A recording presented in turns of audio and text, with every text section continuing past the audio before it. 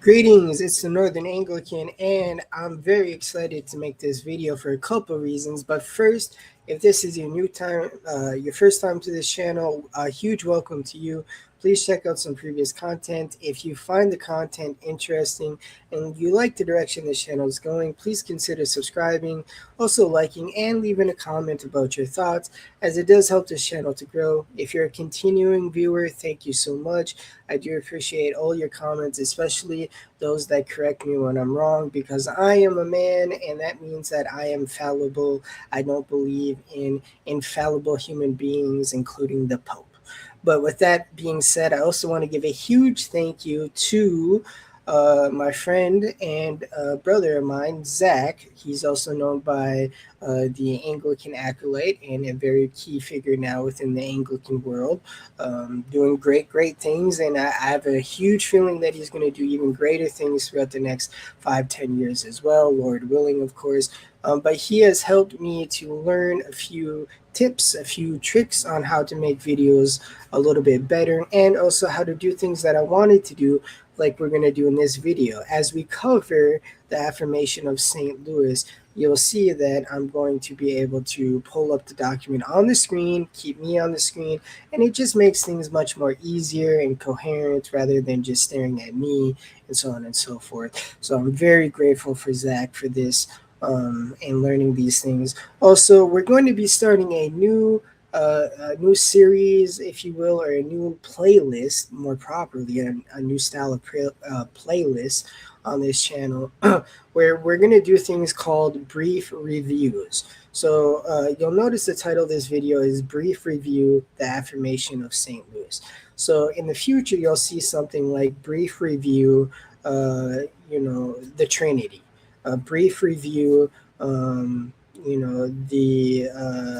Great Schism, or something like that. So there's going to be a whole bunch of brief review videos.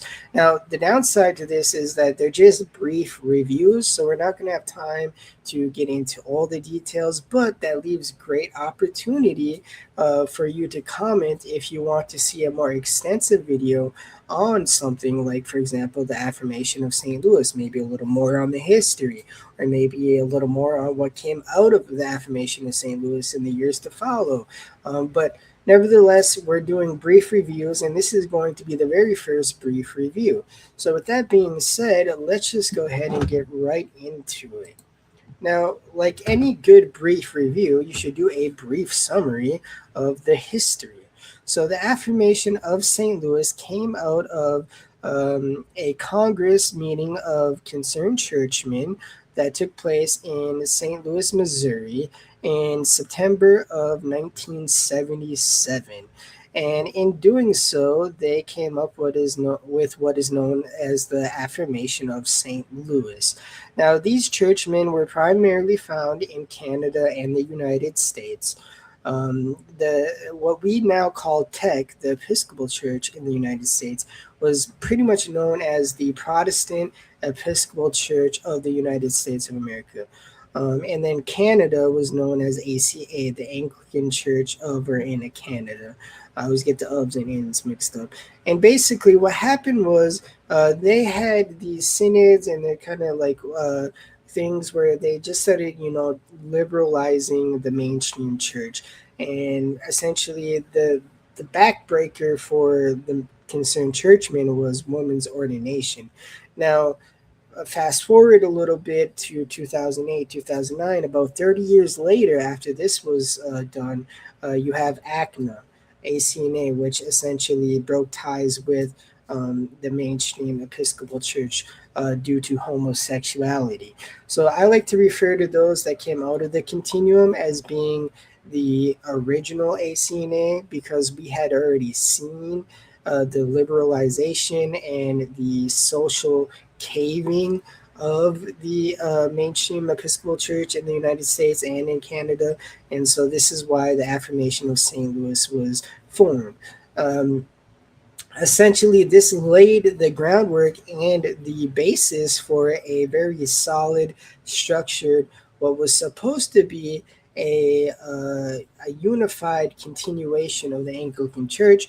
But as history would have it, there was not such great unity in the continuum in the years to follow. But Lord willing, all will be unified again. And Lord willing, we should pray and desire that all Christians be unified, from the far west to the far east. We should all be unified and be one, as Christ said. Let them be one as me and my Father are one. So unity in the church should be something that we should all be praying for, but not unity in heresy, unity in true faith, true doctrine, and so on and so forth. So there is a need to protect, your flock as well from heresy and so on and so forth, and keep it guarded. I do believe in that as well. But let's go ahead and get into this Affirmation of St. Louis. So again, it came out in 1977, and essentially it lays down the groundwork for having order and true faith, Catholic, Orthodox, Apostolic faith in the Anglican Church. And I do believe it was designed for everyone to be under, one kind of main big Anglican authority. But of course, like anything in human nature, you put humans in power, there's going to be disagreements, and to this day, you'll have ACC members arguing with UECNA members, and you'll have, these people saying this and that, and we don't have communion with you, and this and that. Unfortunately, that's the way it is. But let's go ahead and dive into the brief overview of this now that we know the brief summary of, the history of this. So this document covers pretty much everything. So it covers the need of the continuation of an Anglican church, so the continuation of Anglicanism. Also, the dissolution of Anglican and Episcopal church structure. We'll get into that a little bit. But the need to continue order in the church, the invalidity of schismatic authority. We're going to be touching on that as well. The need for principles and a constitution, the continuation of communion with Canterbury. This is going to be interesting. We're going to touch on that now because we are, what are we, like 50? Oh man, time flies. We are 50 years past when this document was founded. So time surely does fly. Another thing I will add really quick, with these brief review videos, I want to make them under 25 minutes. So if you notice me start to skip parts or speak really fast, that's just to keep things under 25 minutes when we do these brief reviews. Otherwise, what's so brief about it if it goes to be like an hour? And as always, I will put documents. So in this case, this document will be in the description of this video. So feel free to go ahead and click on it and, examine it more thoroughly yourself. Also, have to shout out Father James from Barely Protestant. He went through this as well. Years ago, I believe he went through this on his channel, but we're going to go through it on this channel. So the preface. So number one, principles of doctrine. The nature of the church. These are kind of like some key points that this document covers. The nature of the church, the essentials of truth and order, so holy scriptures, the creeds, tradition, sacraments, holy orders, deaconesses. This is going to be something we're going to talk about as well, because people often say, well, if you're against women's ordination, then why do you allow for deaconesses? Okay. Well, deaconesses, okay, whatever you want to, however you want to flavor it. We're going to talk about that. Duty of bishops, so on and so forth. Let's see, individual responsibilities. So we talk about morality here. This is a really good document. I know some people might not like this document. I personally love this document. There's very few things in it that I might be like, well, that's kind of, iffy, but almost all of it I do agree to, and I do think it's important. It's something that hopefully all Anglican churches can unify under something like this.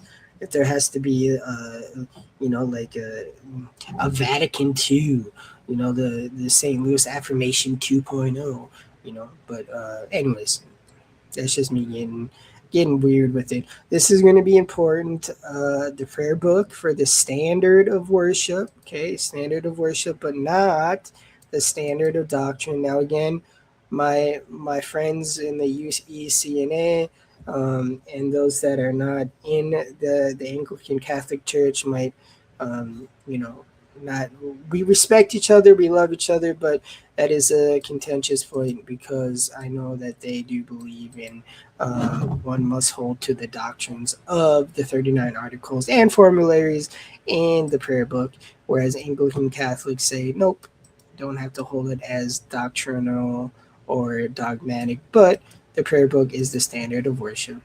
Um, let's see. We're gonna a little bit about intercommunion with other apostolic churches. Okay, that's gonna be something we're gonna touch on too. These are just some other things. And again, I said it a million times.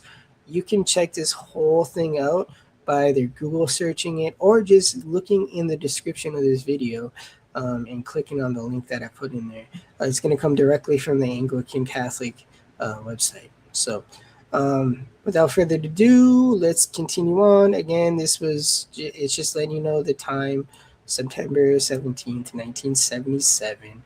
But essentially, it says that we affirm the Church of our fathers, sustained by the most holy Trinity, lives yet, and that we, being moved by the Holy Spirit to walk only in that way, are determined to continue in the Catholic faith, apostolic order, Orthodox worship, and evangelical witness of the traditional Anglican Church.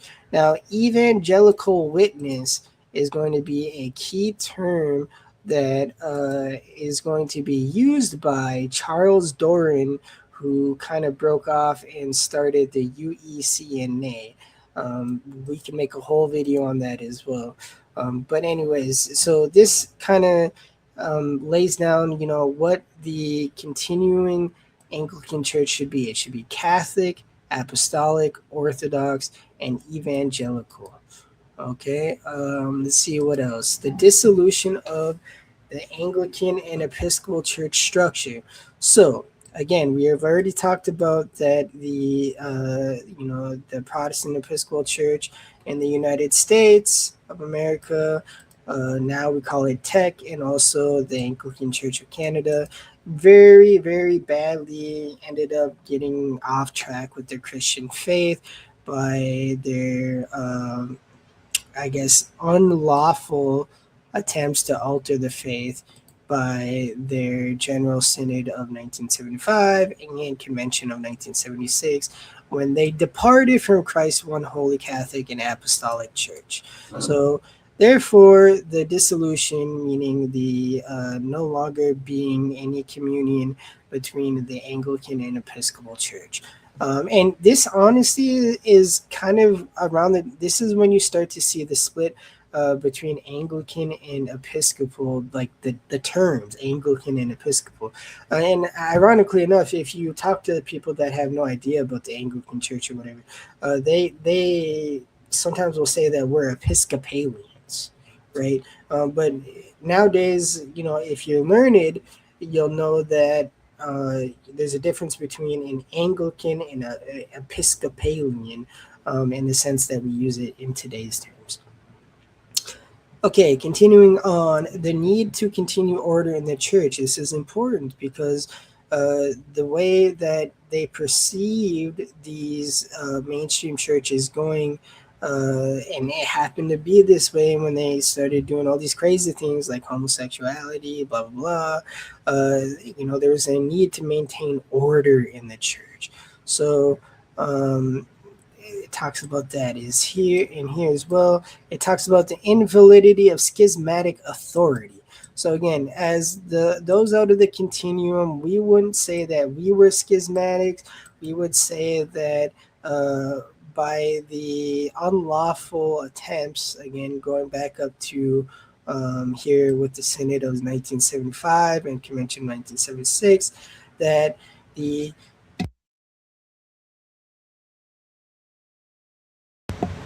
excuse me, I sneezed because my kitty cat wants to be all up in my face sometimes. But so we would say that they're schismatic and not us. So therefore, we affirm that the claim of any such schismatic person or body to act against a church member clerical or lay, for his witness to the whole faith is with no authority of Christ's true church, and any such inhibition, deposition, or discipline is without effect and is absolutely null and void. Sounds like what the Roman Catholics try to claim about, the Anglican Church or the Church of England and so on and so forth. But essentially, what it's saying is that when the Episcopal Church and the Anglican Church in Canada try and say, "Oh, you're schismatic because blah blah blah blah blah," we just don't care.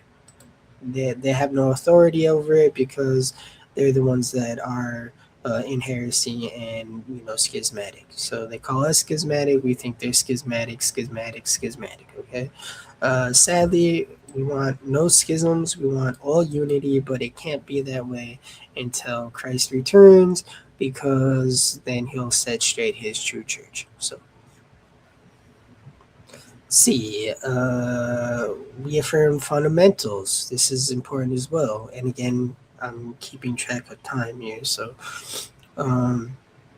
okay, continuation of communion with other faithful bodies. At the time of this, we were still in communion with the See of Canterbury. If you guys have been following that, the see is vacant, even though they say there is a archbishop who is a female. That's impossible. The see is vacant, so there is no communion there anymore. We do want communion with all true, genuine Christians. That is something that is discussed in this doctrine. And something we're going to talk about in a little bit as well. Okay, so Holy Scriptures and the creeds. I want to touch a little bit on the creeds because I've been thinking about this, okay? Now, you often hear Anglican Catholics say that, these are the universal creed. But some people will say and have said that these are not universal. But I really want to ask this one question. Do you think a genuine Christian would read the the Apostles' Creed, okay, and they would say, "Nah, I don't believe it." I don't know of any genuine true Christian that would read the Apostles' Creed and say, "I can't agree with this." I think that's pretty universal. Okay, now they may not have it in their liturgies, they may not have it, in their papers, but I think if you were to sit down and say, hey, read the Apostles' Creed to them and say, "Do you believe this?" I think they would say yes. I'm not talking about Unitarians. They would definitely not agree with the Nicene Creed, so on and so forth. And I'm even going to be gracious and say that the Athanasius Creed might not be so universal as well. In the West, of course, it is, because it says has always been in the Catholic Church, the Universal Church of the West. Now, the other thing, too, is we know that the East and the West both agree to the Nicene Creed. But do you guys know what the East does not agree with the Nicene Creed? I think you do. And that is the Filioque, which was added in there by the West. That is something that I don't want to say shameful, but it was something that we did without, it was added without any, agreement between, the realms of Christianity. The West just said we're going to add it. Proceeds from the Father and the Son. Now, I agree with that, of course, but therefore, does that mean the Nicene Creed is no longer universal? I don't think so. I think it's held by all genuine Christians, East and West. So I just wanted to add that in there. Now, continuing on a little bit so we can keep under 25 minutes. Tradition, talks about tradition, sacraments. Again, 7 sacraments: baptism, confirmation, Holy Eucharist, marriage, holy orders, penance, unction of the sick, so on and so forth. Okay. Holy orders are only between bishop, priest, and deacons. So why a deaconess? Well, a deaconess, in a nutshell, a brief review, is a lay vocation. It's a lay vocation. It's still part of the laity, similar to what I'm going to be pretty soon here, a subdeacon. It's laity. So it is not part of the holy orders, and therefore women can be in there. Now, if you watch some of my previous videos, I recommend the book, I forget what it's called, but it's a book for women by Father Jonathan Munn, where it talks about like the nun and the the beautiful things that female saints, so on and so forth, that women play a vital role. The key with women's ordination is not that it's anything against women. It's just that those who are in holy orders are supposed to be representatives of Christ. And I forget, there's a term for it, especially for priests and bishops, where they kind of are the, so to speak, not literally, don't get me wrong, but they well, they do literally represent Christ, and Christ is male. Christ is not female. So that's kind of the thing. And you need, if you're going to consecrate Eucharist as well. I don't believe women can consecrate. A whole different thing. Okay. Affirmation of St. Louis. Continuing on, the use of formularies. This is good. Let's see. Kind of want to move on to some other things here.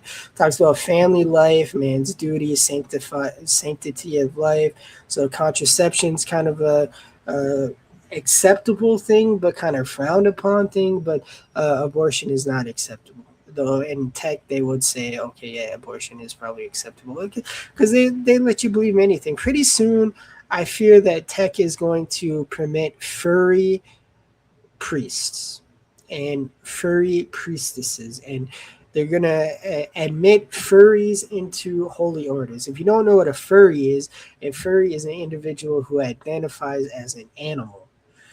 It's very sick and very perverted, and it's not no fault of their own. It's the fault of Satan and his minions, our enemies, corrupting humans even more. And that's who I blame. I blame Satan and the fallen angels and the demons for corrupting humanity. I don't blame the lost souls and individuals. Those are the ones we love and we should pray for, and we should pull them out of that. Now, continuing on, let's see here. We have a lot of good stuff here.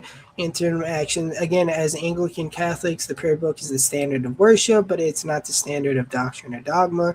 I know there's contentions between us and other members within Anglicanism that want to have the 39 articles and formularies, including the homilies, so on and so forth, as binding. But as Anglican Catholics in the ACC, we do not find that binding. Now, here's another interesting thing: intercommunion with other Apostolic Church. Obviously, we want to have communion with all true Christians. That is something that we want. Currently, within the ACC, we are only partners with the Church of Nigeria, the Polish National Catholic Church, and other members and dioceses within the what we call the G2 now, because it is now just literally the APA and the ACC. We don't have any intercommunion elsewhere, but that's because we guard and protect. We want to make sure that we're in communion with people of apostolic, Catholic, and Orthodox beliefs and faith. Ideally, we would like to be in communion with everyone who held to the truth in fullness, so to speak. It talks about financial stuff, legal defense, so on and so forth, and then I think some signature stuff around here, whatever. So that, in a nutshell, is the affirmation of St. Louis. Again, this is held, as like doctrine and dogma by us in the Anglican Catholic Church and in the G2, so in the APA as well. I do, and I have learned recently, and I do understand that this is not binding for those who still come out of the continuum, but don't belong to the G2 and so on and so forth. I do want to quickly touch on this. I'm not trying to do a hit and run, but Charles Doran, who left the ACC shortly after the affirmation of St. Louis and formed the UECNA, did so because he felt that the Anglo-Catholics within the Anglican Catholic Church, the ACC, were kind of shunning those of lower churchmen. So Doran decided that the lower churchmen also deserved to have a place within the Anglican continuum, and that's why the UECNA allows for people from the very low end of things to the very high end of things, and it is what we would consider the via media both worlds. I hope this was a good video for you guys. Leave me a comment. Let me know what you think.